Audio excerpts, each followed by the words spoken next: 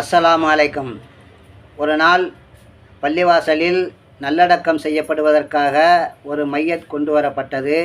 அதை சூழ்ந்து நின்ற நாயகத் தோழர்கள் அதில் ஒருவர் கூறினார், இவன் ஒரு மகா அயோக்கியன் என்று கூறினார். இன்னொருவர் கூறினார், இவன் செய்த பாவங்களுக்கு அளவே இல்லை என கூறினார். மூன்றாம் அவர் கூறினார், இவன் செய்த பாவங்களுக்காக நரகத்தில் தண்டனை காத்திருக்கிறது என கூறினார்.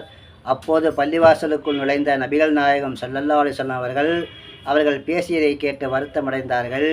ஏன் இப்படி பேசுகிறீர்கள் என கேட்டார்கள். அதற்கு அவர்கள், அண்ணலே, இவன் பாவங்கள் நிறைய செய்த பாவியாவான் என கூறினார்கள். இவன் எந்த நல்ல காரியமும் செய்யவில்லையா என கேட்டார்கள்.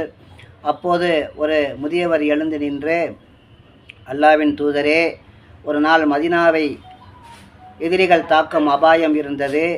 வடக்கு எல்லையில் காவல் காக்க யாரும் முன்வரவில்லை.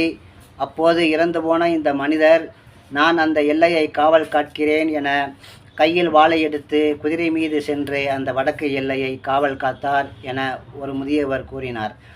அதை கேட்ட நபிகள் நாயகம் ஸல்லல்லாஹு அலைஹி வஸல்லம் அவர்கள், இது சொர்க்கவாசியின் செயலாயிற்றே. ஒரு மனிதரை பற்றி ஆராயாமல் குறைகளை கூறாதீர்கள், அதிலும் இறந்து போனவருடைய குறைகளை கூறாதீர்கள், அவர் செய்த நல்ல காரியங்களை மட்டும் கூறுங்கள் என நபி ஸல்லல்லாஹு அலைஹி வஸல்லம் அவர்கள் உபதேசித்தார்கள்.